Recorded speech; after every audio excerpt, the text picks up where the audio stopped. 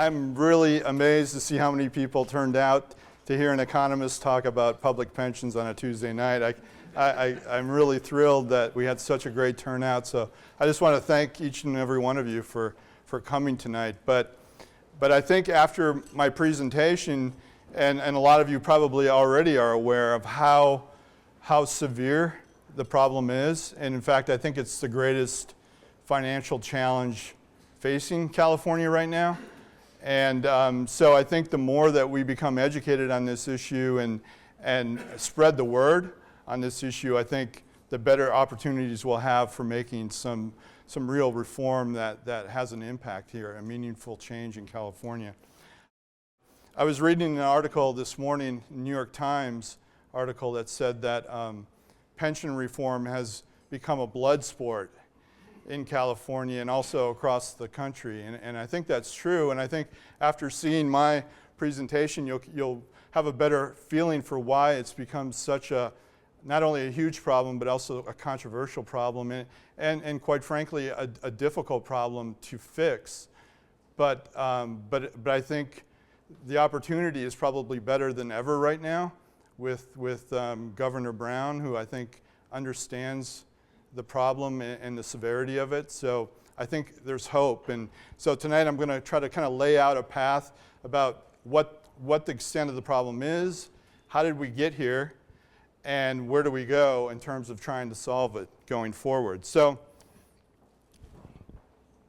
the first slide, there's 4 million Californians who are members of the state's 85 defined benefit public pension plans. And to put that in perspective, there's about 38 million Californians and growing. So it's actually, a fairly small percentage of the state, about 11% of the population that are members of these 85 public plans that are creating, as you'll see later, a severe impact on the financial health of California. And to give you kind of to back up a little bit, for those who are not familiar with the differences between a defined benefit plan and a defined contribution plan. A defined benefit plan is rare, actually. Only about 3% of workers in the private sector have access to a defined benefit plan as their only retirement plan. But in the public sector, it's much more common, and in California, it's almost assured if you're a public worker, you'll have access to a defined benefit plan. But how does it work? It guarantees, it uses a formula based on your age, years of service, and your final salary, or kind of an average of your last final years of your salary. It gets plugged into a formula, and it spits out an annual pension benefit that you're guaranteed for life, and usually has a COLA built into it, so about 2% or so every year. So it guarantees a specific amount every month, every year, for the remainder of your life. So it's a great level of security that most people in the private sector don't have access to. So that's how a defined benefit plan works. It's very rare to see it. Most corporations have scuttled the defined benefit plans and moved to a defined contribution plan. So defined contribution plan is pretty much like a 401k that most people are familiar with, where your employer will put a certain percentage into your own personal account, usually about anywhere between 4 and 10%, depending on the plan. Some employers allow you to put in a little bit and they'll match it. And the money goes into your own account and you keep that money. It's portable, you can take it with you. Unlike a defined benefit plan, you can bequeath it to your heirs. It's your money, it's vested with you immediately, sort of thing. So those are the two biggest plans that are out there that people can choose from in retirement. So that gives you kind of an overall feel for how the plans differ. Now, in California, there's 3 major plans: CalPERS, CalSTRS, and University of California Retirement Plan. CalSTRS is a pension plan for teachers. CalPERS is the pension plan for government, most government workers. And the University of California retirement plan is generally for professors. The biggest plan is CalPERS. It's actually the biggest public pension plan in America. CalSTRS is the second largest public pension plan in America. And the state plans admit to an unfunded liability currently of $140 billion. So to put that in perspective, that's what the plan should have in the bank today to make sure that it grows over 20 or 30 years to pay the promises that they've already made. So this $140 billion is what they should have in the bank today that they don't, according to their estimates, which I'm going to talk about a little bit, are flawed. So actually this 140 might sound like a huge number, but it's actually a severe underestimate of the true problem. And it's basically two reasons that are driving why that number is much lower than it should be. The first is that the state is not making full contributions every year to the plan. So think of it this way. If you don't pay at least the minimum payment on your credit card, your balance is actually going to go up every month because the interest is going to grow faster than the payments that you're making. And that's one reason why this is a severe underestimate, because they're not even putting in what they should each and every year to make sure that it grows then over 30, 40 years to the amount that they need to pay for the benefits. And the other reason why it's an underestimate is that they discount their future liabilities using an interest rate that's much higher than what virtually every economist would say that they should use. So, for example, these three programs use an interest rate to discount their liabilities of about 7.5%. And so they're essentially assuming that they're going to make 7.5% per year on their investments, which means they would basically double every 10 years their investment portfolio. But if you look at historically, they've been earning less than 6% over the last 15 years. So they're not even coming close to the 7.5% discount rate that they're using. So that might not sound like a big difference, 7.5% or to 6%, but over time, due to compounding interest, I mean, it makes a huge difference in terms of how much money you're actually going to have in the bank to pay for the promises you've made. So if you do a realistic accounting of the problem, the number is actually closer to $290 billion. So rather than 140, the true unfunded liability is $290 billion. So that's essentially, they need that in the bank today to make sure that they have enough money that's going to grow over time to pay for the promises they made. So severe underfunding just for those three state public pension plans. And there's also, remember I mentioned there's 85 of these. So this is just 3 of them. Now, of course, now these are the 3 biggest.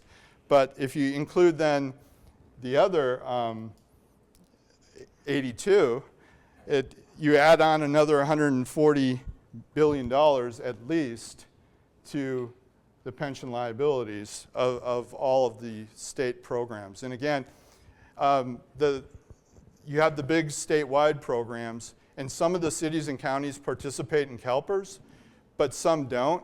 So there's also a lot of independent pension plans. So for example, San Francisco has their own, Los Angeles, San Diego, Ventura County, that sort of thing. So they don't participate in CalPERS, so they operate their own, and again, they're at least $140 billion in the hole themselves. So if you put it all together, you're looking at a total of at least $430 billion that is owed to the pension plans today that isn't in the bank. So, it really puts it in perspective. It's a huge cost. Just for the big 3, the $290 billion, that works out to about $24,000 per household that we're in debt. And so somehow that's got to be made up. And we'll get to that later on. So this $430 billion, a lot of people claim that it's kind of a cooked number, it's a political number, but it's actually the result of applying the assumptions that they apply in the private sector. And in fact, if you don't apply those assumptions in the private sector, you can go to jail. So this number is the result of applying the same assumptions that are required in the private sector. So it's a very, I think, reasonable, realistic, accurate assessment of what the true liability is. Now, how did we get into this situation? Some people, I think, would say that, would ask the question, now, didn't the reforms in 2012 solve this problem? Because they passed a significant package of reforms in 2012 at the state level, and it got a lot of press, and I think a lot of people already assume this problem's kind of been fixed and we don't need to do more about it. But if you look at CalPERS and CalSTRS and UCRP, for example, their own estimates, it would only save about $75 to $80 billion. So you can knock off from that 450 number, only about $75 to $80 billion due to the reforms that were passed in 2012. And what they did is they reduced or increased the minimum retirement age and also kind of reduced some of the formulas that are used to calculate the pensions. But it was only for newly hired employees going forward as of January 2013. So it didn't affect any of the people already hired as public workers. It only affected people going forward. And as somebody said once, changing pensions is kind of like trying to change the direction of a blimp. You change the steering wheel and about 6 miles later it starts to move. It's a very slow process because most of the people who are collecting benefits were hired under the old formulas, so the reforms that were passed in 2013 don't affect those people and don't change any of the liabilities until way, way out. So don't get fooled into thinking that they fixed the problem already, because they haven't, and including New York Times recently wrote that the reforms that were passed in 2013 didn't go far enough, they don't fix the problem. And fortunately, Governor Brown has said that we do need to do more, and he's willing to look into that in the future. So one of the things that also people attribute it to is the recession. So I want to make sure that we emphasize that it wasn't caused by the Great Recession. And here's a chart that shows, this shows the funding ratios for the big three, as I call them, CalPERS, CalSTRS, and UCRP. And the funding ratio is assets divided by liabilities. So what you want to do is try to keep it at least 100%, if not preferably above that, like about 100 to 110%, so you have a cushion for bad times. As you can see, in the late 1990s, most of these plans were doing fairly well, and they were above the 100% level, but they've been tracking down consistently since then. So it wasn't the Great Recession that pushed them down. It was trending down even before that, and for two primary reasons. And in the book, I identify about 10, 11 reasons that account for this downward track, but I'm going to just talk about two here that kind of the biggest drivers of it. First is they weren't contributing enough into the funds.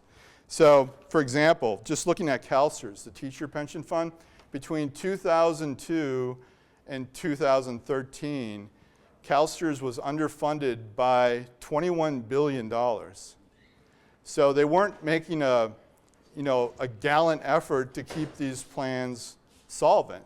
They weren't putting in enough money that they needed to make sure that there wasn't any future liability. So they weren't even making a good faith effort to keep these plans solvent. Other plans like UCRP, for example, they declared a pension holiday. So for 20 years, from 1990 to 2010, there wasn't any contributions made at all into UCRP.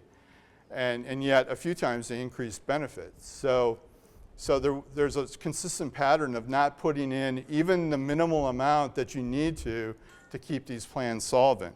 And the other significant driver of this downward trend in the health of the plans over time was passing significant enhancements to the pension benefits over time. And the best example of this was 1999. As we saw in the chart, beginning in about 1999, the funding ratios fell steeply. And one of the reasons for that was Senate Bill 400 that was passed in 1999 that did several things. One, it increased pension benefits, and it also reduced the retirement ages. But worst of all, what really broke the bank is it made these changes retroactive, so they could apply it back to the time when people started working for the public sector. So it really significantly increased the benefit liabilities of the pension plans. And I've seen calculations anywhere between 20 to 35% that benefits went up as a result of SB 400. But people are starting to realize, even people that are involved in its passage, that it turned out to be a huge public policy disaster.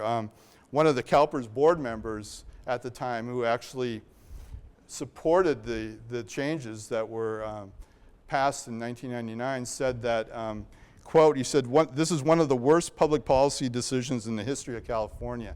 And he said that a few years later when people started realizing what a disaster it was. Even Gray Davis said, he said it was passed basically because of ideology, which is actually kind of an interesting reason to pass a pension increase.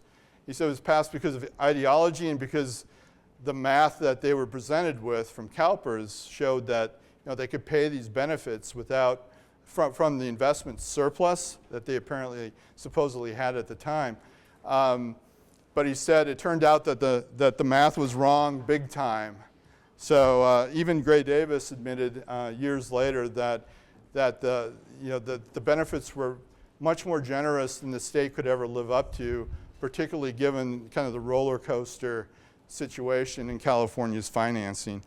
So how good are the benefits in California then compared to other states? Andrew Biggs at the American Enterprise Institute did a study, and he compared apples to apples. He looked at a full career, like a 30-year career California state employee, and compared it with a full career employee in other states. And it turns out that California pays the third highest pension benefits at the state level in the country. About $61,000 a year as a guaranteed annual pension if you're a full career employee in California. And that translates to a present value of those payments of $1.2 million.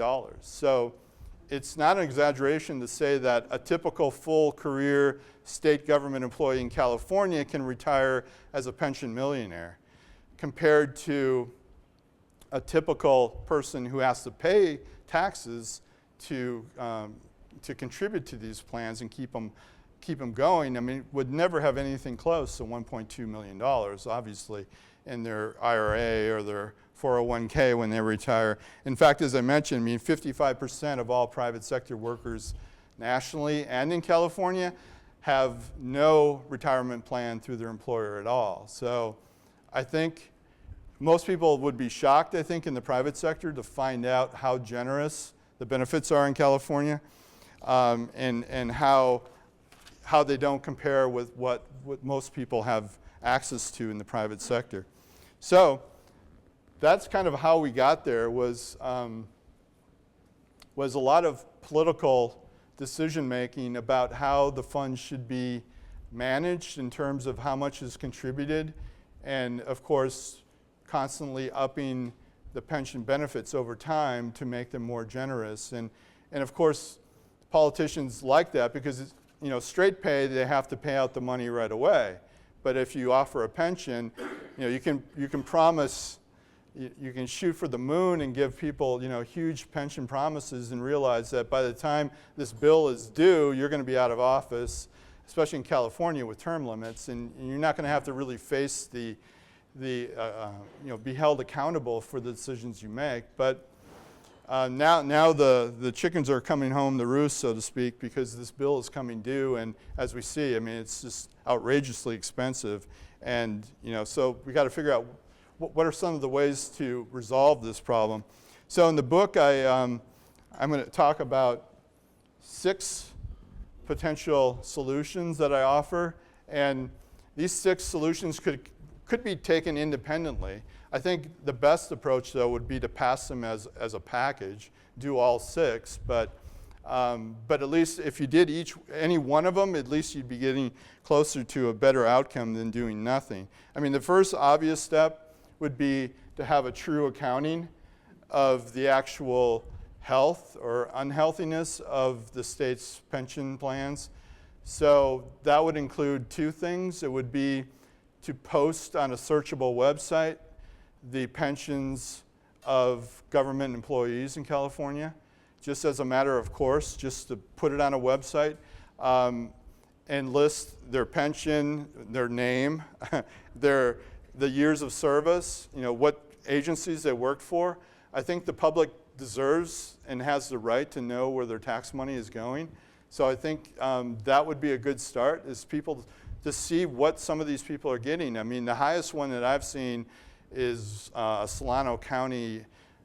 Solano County Administrator Michael Johnson, I believe his name is. He gets $371,000 a year in pension. A lot of these people are making more money in pension than they did when they were working because of kind of some gimmicks that they can do to pension spiking, it's called. So some of these people are actually earning more in retirement than they did when they were working. I think there's 31,000 former government employees in California that are making more than $100,000 a year in pensions. So again, California has the 3rd highest pensions overall, but some of the examples I think that would be extractable from a data set like that would be, I think, it's truth, and the public deserves the truth about what some of these people are receiving. So that would be the first step. The second, in terms of transparency, would be to do an honest accounting. So to use the assumptions that are required in the private sector. So a risk-free rate, for example, to discount the liabilities, which is about 4.5% rather than that 7.5%. To use an amortization period to do the catch-up payments to get rid of these unfunded liabilities in a reasonable amount of time.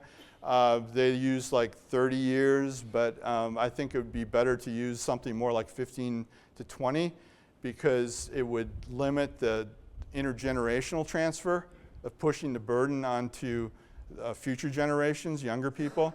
This way the current generation would have to pay for it as quickly as possible and make up for the promises that they made, and also to consider some of these other recommendations that I'm going to make in terms of. Now the second one would be to make sure that each pension fund has to at least annually provide the annually required contribution. And what that is it's the amount of money that would pay not only for the liability that was incurred for all of the employees for that particular year. It's the present value of the benefits that are going to be paid out in the future. That's called the normal cost.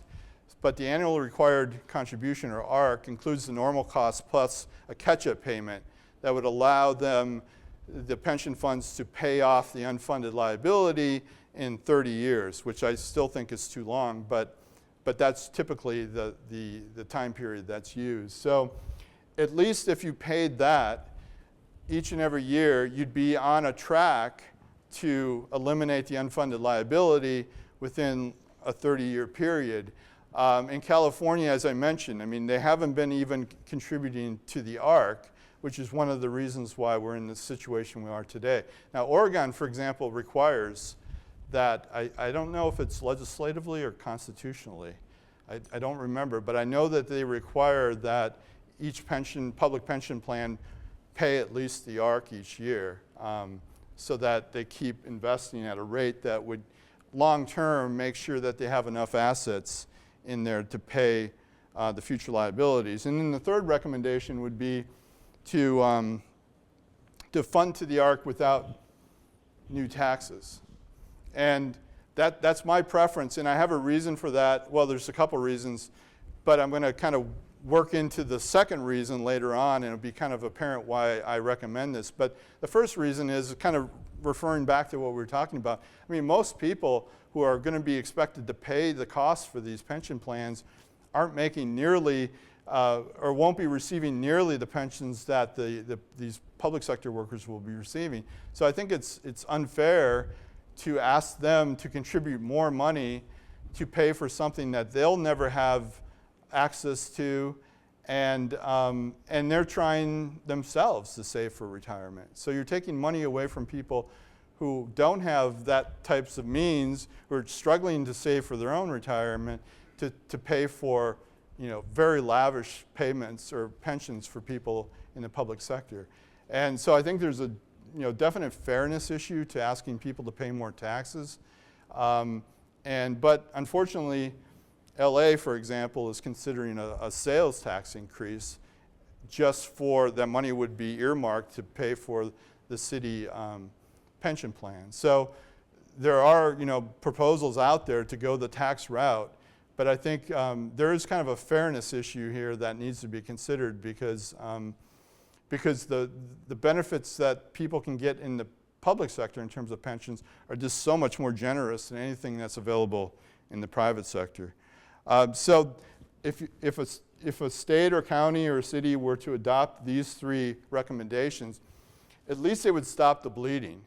They would at least kind of backfill the problem that's been created. It would take a while, but at least you're not going to create a bigger problem. You'll have a realistic assessment, a transparent assessment of what the true extent of the problem is. I mean, you can't deal with it until you know exactly how much the problem really is. So that would be the first one. And then you'd set up a plan that would be required then for each government body or sponsor of a pension plan to actually invest the money into the plan to keep it solvent long term. So those would be like my first three recommendations. Now, in terms of the more aggressive recommendations, I guess you'd call them, that would really, I think, prevent this problem from ever happening again, because these three solutions, even though they're good, I mean, they wouldn't prevent it from happening again because they could just repeat the problem. Once the pinch becomes too tight, they'll just stop contributing the money if they're not required to constitutionally, for example, which I think is the route to go. But let's say they do it legislatively, they could just change the rule and say, well, we need the money for other things. We're just going to declare a pension holiday, contribution holiday, we're not going to put the money in. That's kind of how we got into this problem to begin with. So to really solve this problem, I think long-term and permanently, you need to do three more things. And the first one is to abolish the California rule. So let me explain briefly, if possible, what this is. California is one of only 12 states that have adopted this legal protection for pensions. And what it says, it dates back to a series of court decisions in the 1950s, culminating in Allen v. City of Long Beach in 1955, which was the California Supreme Court decision. And what that decision said is that essentially the pension benefit formula that was in place on the day you were hired is the pension benefit formula you're guaranteed for the remainder of your employment with the public sector. So it vests contractually a right to that pension formula for the remainder of your time working for the government. They can improve it, they can give you more, but they just can't take back what they've offered you. And only, like I said, only 12 states have this type of protection. And what it does then is it prevents cities and counties and states from, in California, from reducing pensions for current workers going forward. So it's very much a straitjacket. It prevents cities and counties in the state from being flexible during tight times when the revenue's not there. They can't directly go after pensions the way it's interpreted today in California. Now, a lot of lawyers say that this decision is flawed, that there was no intent to create a contractual right to a pension that was unalterable, and that it should be considered more of a benefit, like Social Security is a benefit where you can alter it, that you earn it for work that you've done in the past, but going forward you can change it just like an employer can change pay or vacation or other benefits. But that's not the way it's interpreted in California. It's considered a contractual right from that day forward. So it's a very much more rigid and flexible legal standard, and as a result, it's created a much more chaotic and difficult situation in California for especially local governments, from trying to reform their pensions. So that would be a major reform. Now, Chuck Reed, the mayor of San Jose, was considering putting on November 2012 ballot an initiative that would go after this rule. And he's decided now to postpone it, looks like, until November of 2016. So there is movement. I know they're doing more analysis and trying to get more buy-in, I think, from the counties into this initiative, which I think would be helpful both in terms of fundraising and in terms of the political push ultimately to pass it. So there is definitely a movement to change this, and a lot of scholars, both on the left and the right, even former Clinton labor administrators, agree that it's too rigid a standard, and it locks in the current system too much, and it doesn't allow for flexibility in times of need. So that would be a huge change, but again, I mean, that would be very difficult to do. It's going to be costly, but it would make the biggest, I think, difference long term, because if you could do that, if you got rid of the California rule, then you could switch for all employees to a defined contribution plan, not just for new hires, which is what they've done in San Diego, for example, and now they're considering in Ventura County in November, they're going to have a ballot initiative to allow for a switch for new hires to defined contribution plan. So kind of how this works in the public sector is that they're usually between like 4% to 10%. If the employee participates in Social Security, it's usually the lower amount, like around 4 or 5%, and the city or county or the state just makes a regular contribution into the personal retirement account of that individual.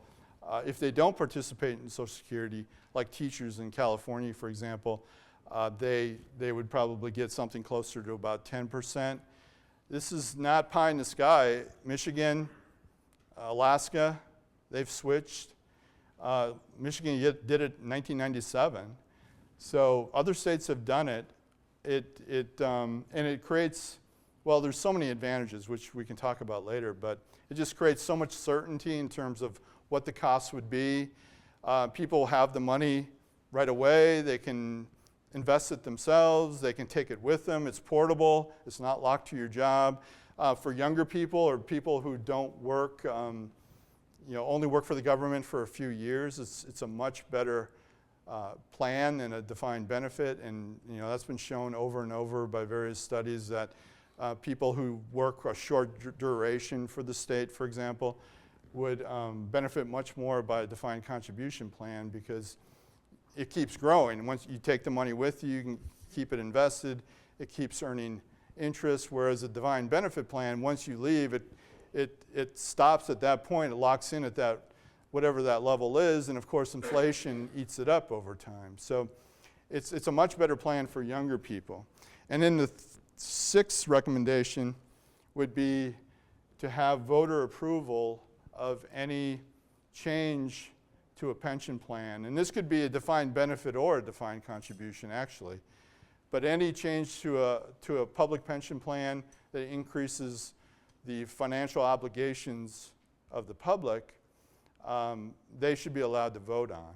And now they have that in San Francisco, and that's I know back in the 2000s, people were saying, that prevented San Francisco from experiencing a lot of the problems that, for example, San Diego experienced. So I don't know if that's true anymore, but because San Francisco seems to have caught up a bit in terms of their pension problems. But I think it is just a good thing to have the people who are going to ultimately be responsible for paying this bill to be able to pre-approve any change that's going to increase their liabilities long term and their obligations. So those would be the 6 recommendations. So in terms of what are the advantages of going that route with those 6 recommendations, well, there's basically 2. There's the fiscal and the moral. So with this plan, for example, how it would work, you'd set a date, let's say January 2016, where you're going to freeze the defined benefit plan. You're going to say everybody can keep everything they've earned up to that point. Any benefits that they've accrued, they're going to get paid. They've earned it, they'll receive it, we'll make good on those promises. So I think that's one of the huge advantages of this plan, is you live up to whatever you've earned up to that point. And the second one, let's go back. And the second advantage would be that, so the savings, which I estimate to be, if you did the switch from a DB to a DC, I estimate the savings anywhere between about $6 to $12 billion a year. So that money then could be used to backfill what's owed for the defined benefit plan. And as a result, you could more quickly, I think, pay off this debt that you've accrued so you don't push it on to future generations. And you could also then maintain service levels at where they're at. If you don't make the switch, then that money to pay off that debt, that $450 billion, $430 billion debt, it's got to come from either tax increases, or cutting other services and moving the money over to pensions. So by switching over, though, you'd free up a lot of the money that you could use then to pay off that unfunded liability and do it more quickly then, which actually reduces long-term the cost, especially on future generations, and then not have to cut services as much as you would otherwise. If you don't go this route, then you're looking at, right now, contributions to the big 3 are about the equivalent of 17% of the state budget. So if you're going to fully pay off what's owed now at the state level, that $290 billion, you're looking at basically doubling that. So you're going to have to go from about 17 to between 30 and 35% equivalent of the budget's going to have to go to pensions. And I don't know too many Californians where, it's the bluest of the blue states. People value their public services here. I don't know very many Californians that are going to want to see services cut that much and all that money then diverted to pensions. The other alternative is increased taxes, but I read a Democratic advisor say that even in California, there's not a Democrat that is, Democratic legislator that's going to propose a $20 billion tax increase. Look how difficult it was just to get that $6 billion tax increase in Prop 30. But that's what you're looking at to fully fund this every year, up to the annual required contribution. Just for those big 3, you're going to have to add about another $15 to $20 billion into it every year. And I just don't see the tax money being there. I just don't see how they could pass a tax increase that high. So I think that the more reasonable approach would be to argue, let's move to a new system, more of a defined contribution system, and then take the money that we save and pay off what we've already promised and what people have already earned. And I think that's a fairer approach. The other advantage to going this route is, of course, that current generations are then going to pay for the promises they've made. If you use like a 15 or 20-year period to pay off the unfunded liability, then essentially the people who have made these promises are going to be paying this bill, not pushing it off to future generations. And it doesn't seem fair that people who didn't benefit from any of these programs, these are like police and fire services from 20 years ago, or teachers from 20 years ago. The future generations haven't benefited from these services, but they're going to be expected to pay for it. And these aren't anything they've ever agreed to. So it's really the ultimate, I think, in taxation without representation, to push this on to future generations. They didn't consent to the benefits. They didn't consent to paying the taxes. They didn't receive any of the benefits, any of the services, and yet we're going to be asking them to pay the debt for it. And I think that's fundamentally immoral, and I think that that's a strong argument for why we need to make the switch today so that we can unburden future generations and not use our kids as a piggy bank to pay for the promises we've made. Because again, I mean, the amounts are astonishingly high, and they're only going to get higher if we don't pay them today, and that's more money than that's going to be shifted, more of a burden that's going to be shifted on the future generation. So that's, I think, the moral argument for why we should do this now. And the other one is, okay, if we don't increase taxes on future generations, if we don't solve this today, they're going to pay in terms of declined services. And this is a chart, and you could do this chart actually for anything. This is for police in San Jose.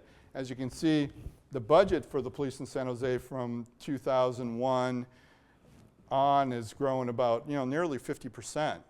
And yet the number of police officers on the job has declined 20%. So this is what it's called service insolvency, or service delivery insolvency, where we're seeing even before cities go bankrupt, you see them trying to come up with the money to pay the pension bills, and this is how they've been doing it, squeezing other services. So again, this is for police, but I've seen charts similar to this for fire services, schools, sidewalk repair, tree trimming, you name it, roads, potholes in roads, you name it, all of that's going to be squeezed as cities desperately try to come up with the money to pay for rising pension costs. In Oakland, for example, just to give you an example, from a couple years ago, the Oakland PD had the option. They could either keep 80 officers but have to pay a little bit into their pension, or let these 80 officers go and keep what they have, which is they don't pay anything into their pension, the police officers in Oakland. And they chose to see these 80 people get dismissed. And as a result, then a few days later, the Oakland PD announced they're not going to respond anymore to 44 different types of crimes in Oakland. So this is that type of response in action. As you see more money diverted to pensions, you're going to see less in terms of fire and less in terms of police, and you're going to see more crumbling school buildings and less resources for classrooms, and the money's got to come somewhere. And I think if we can make the switch away from the DB plans that are being mismanaged, and by the way, I mean, this is not just California. Moody's estimates that 2/3 of the public pension defined benefit plans in America are currently unhealthy. So it's just kind of goes, it's inherent in the system that when politicians run these plans, they have such a huge incentive to keep increasing benefits to buy votes basically from the recipients of these, and also to minimize how much they invest up front, because if they can claim you're going to get an 8% return on your investment, well, it really reduces the amount you need to contribute today. As a result, that frees up a lot of money that you can use for other programs, and you can buy votes with those programs and that sort of thing. So it's not just California that's having this problem, but but it is, I think, more severe in California than other states. And as a result, we're starting to see more and more of this. We have, cities already in bankruptcy, and more cities, I think, are going to be on the brink of it. And of course, with the new budget now, they're going to require more. School districts are going to have to pay even more into their pension plans. And so we're going to see school districts squeeze even more in classroom instruction resources, get hit even more. So that's the reality we're facing. I think, though, like I said earlier, we have, I think, a unique opportunity. We have a governor that I think he understands the severity of the problem. And he's not running for re-election again after this year, 2014. And this would give him an opportunity to really provide a legacy of financial stability by removing this huge problem long term. And he could stand above partisanship and really promote something that I think would have a huge lasting impact on righting the financial ship of California and getting it back on track long term. But it's not going to be easy, and it's going to require a lot of hard effort between now and probably 2016, 2020, something like that. All right, thank you.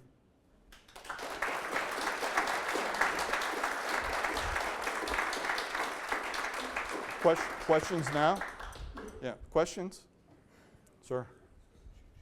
The question is, can we stop the bleeding and transition to something that's much more sustainable long term? Yeah, I agree that the defined contribution is more sustainable, but you have to recognize what that's saying is that future employers are not going to get the same kind of benefits that current employees do. Right. And that's employees. They're the ones who are basically going to be putting money to help that. Although, the old, hire and retire model, people just don't work anymore for 30 years for the state government, or any employer for that matter anymore. So, the old DB plan made a lot more sense when people acted that way. It's very easy to show. Like, for example, in California, there was a study done a few years ago that everybody that worked less than 20 years would have come out better under the Schwarzenegger plan that he proposed, which was switching over, to a DC plan for new hires.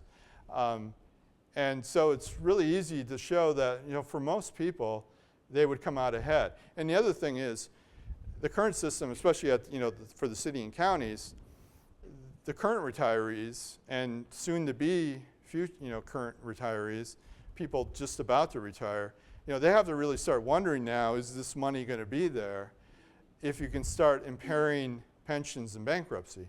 And of course, in Detroit, Judge Rhodes there said that that pensioners are just another unsecured creditor, and we can go after them in bankruptcy just like any other creditor. And so in Detroit, they proposed up to a 34% cut for current retirees. People who are receiving pensions would get a 34% cut in their pension. But I don't think it's going to come out to be that. But that was some of the original proposals. But I think the Detroit decision is really making people aware here in California that are retired that maybe I might not want to hitch my wagon to the finances of city and county governments going forward. So this plan that I propose, at least you'd make whole on everything that they've earned, all the benefits that they've accrued. We would live up to that. They would get that money. And current workers might think, yeah, I really don't want to have my future hitched to the financial health of, Ventura. So I think maybe it'd be better if we actually had a DC plan. So I think, once that threat is there that pensions can be impaired in California. Now, there hasn't been a federal bankruptcy judge decision yet in California that has ruled that pensions can be cut. So right now, the California rule that I mentioned is still in place. But we're close. Next month, the Stockton decision could come down, and that could really, I think, send a message about what the future looks like. But I think there's a lot of reasons why current retirees, soon-to-be retirees, current government workers might see this approach as something that they should seriously consider compared to what the future is looking like. Using Mr. Johnson of Solano County as an example, do you know I'm how sure many he'd love years? Yes. How many years was he employed by Solano County, and how much did he actually pay into that pension account that's paying him $371,000 I don't a know. year? But a lot of these public employees pay nothing. Like until the most recent BART contract that they negotiated, the station agents, for example, and the train operators, they paid nothing into their pensions. A lot of jurisdictions, they do pension pickup, it's called, where the employer pays the employee's share of the contribution to the pension fund. So they provide nothing into the fund themselves, yet they have these very generous pensions waiting for them. And that's one of the problems, for example, how Chicago got into the situation they're at. Because for years, particularly in the Chicago teachers, the state paid for their pension contributions. So why not lobby for the highest pensions you possibly can? Because you're never going to have to pay any contribution for it. So it really creates this incentive to shoot for the moon constantly when you're negotiating or lobbying for. What year did CalPERS begin? CalPERS began in 1932. So the first 80 years of the state, California didn't offer any pensions to public employees. It's just from 1932 on, and they started out very modest. I mean, very modest. Retirement age like 65, 62, something like that. Very, like 1.1% that you earn per year, that you served. Very modest, but they kept, ratcheting up over time to the situation that she mentioned, where it's the best of both worlds. Job security, great pensions, and great pay. Yes. I've heard that CalPERS makes it very expensive to quit and take up a defined contribution plan. So it's almost unaffordable for agencies to exit CalPERS. Is that your understanding as well? Yeah, it is. And right, and you don't really see that. Although now you're starting to see some, like Stockton and San Bernardino, who are threatening litigation now against CalPERS if they want to get out from under their pension obligations.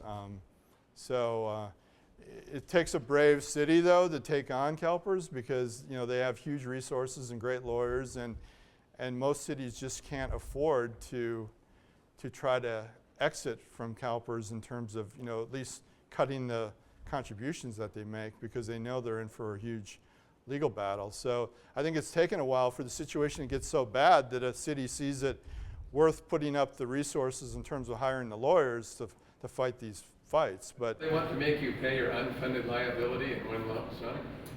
To CalPERS? No. It's a graduated. Yeah. I'm wondering if you can comment on that regarding the state of California, if there's a sort of a hidden stash of money with this comprehensive. Well, I think one potential hidden stash of money is surplus assets. That California has a lot of that, and I think there needs to be a serious accounting of what the state actually owns. I don't think the state even knows what it owns in terms of a lot of the property and assets, and I think that would be one avenue to look at as in terms of providing a little bit more revenue to pay down the unfunded liability, is to seriously think about possibly selling off some of these assets to the state. In terms of financial accounting now, that the Governmental Accounting Standards Board, GATSB, which most financial statements in the public sector comply with GATSB rules. GATSB's really aided and abetted this whole pension crisis because they've allowed them to apply assumptions that I talked about briefly earlier that kept a lot of this debt hidden from the public. And only now have they kind of reformed, I think beginning this year and then going forward, they've reformed some of the GATSB rules that are going to make it a little bit more transparent So for example, for the first time ever, now they have to report net pension liability on their financial statements. And they can't report pension obligation bonds as an asset, for example, which they've been doing is to hide how much or to inflate their assets by issuing pension obligation bonds. So you looked into this. I mean, are you familiar with the state CalPERS comprehensive income? No, I haven't looked at that. Yeah. I haven't. I'm just wondering because I've heard I haven't. No, maybe somebody else in the room has. So. Sir. I understand something about this distinction between defined benefit, defined contribution plans. I mean, I understand what the difference is, but are you arguing that if we switch with new hires going forward to only defined contribution plans, that therefore that huge future outlay that we're worried about in terms of all the defined benefit plan promises that have been made will thereby be evaporated? I don't think I understood that. Who's I think for all the 450 billion? No, you'd have to apply it not just to new hires going forward, but also the current workers. So I would make the switch to everyone, but also I would make it I would make it a voluntary decision on the part of the local, either the local city or county or state. I think that would be a better approach than trying to pass something at the state level, a ballot initiative, so every pension plan in California publicly provided has to be a DC plan going forward. That doesn't really, because there's a lot of... What's the legality of making that switch? I mean, if somebody's been working for 25 years for the Department of Forestry or something, and they've been counting on a defined benefit plan going forward, and they're 10 years from retirement, can you just retroactively go back and say... Well, they would keep everything they've earned up to that point. They would keep everything they've earned up to that point. So if they're 10 years out from retirement, it would only change for the remainder of the 10 years.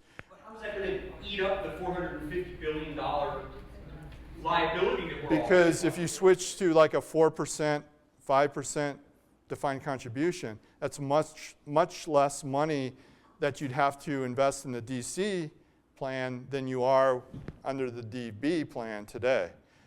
Right now, California, the equivalent of about 21 billion dollars a year is going into the pension plans. So in order to fully fund these, you'd have to almost double that and add another 15 or 20 billion. Like I said, I just don't see the political will being there to pass a tax increase that high. So I think the only thing that makes sense to get that money to backfill what's already been accrued, the catch-up that you need to do, would be to make the switch for everybody going forward, because that's where you're really going to save the money, is if you include everybody. And this has been done. I mean, it was done in Michigan and Alaska. They set a date of record saying as of this date, we're going to make this switch. Everybody mandatory. You have to go move over to the DC plan, but you get to keep everything you've earned up to this point. And you're saying taxpayers are not going to be having a big hit if we switch the way you said? No, they'll actually save money because you'll pay off the unfunded liability for the DB much faster, and ultimately you'll save much more money. I mean, the quicker you can pay off the liability, it's easy to show that your carrying costs go down, in other words, so your ultimate total bill goes way down. Yeah. One last question. And it's portable. How about the medical benefits? Is that included in that number, or is that? No, that's separate. That's about another at least 60 to 70 billion dollars right now. There you go. I mean, Yeah. a lot of these people don't pay anything, right? Right. It's all paid by the government. Right. Yeah, that's the next study. One more? I think Tom had a question. Isn't this a mere pittance compared to the Social Security unfunded obligations? Mm-hmm. Why does this get so much more attention? Well, but just think of it. It's $290 billion just for the state. That's 3 times the annual budget of California. And look at the unfunded liability of the Social Security system. Right. The trust fund. It's Right. More than 10 times that. It's all a disaster. I mean, it all needs to be What does done. FTE stand for? Full-time equivalent. Full-time equivalent. So some of the employees are part-time, so you can add them up to a full-time equivalent. Yeah. All right. Thank you.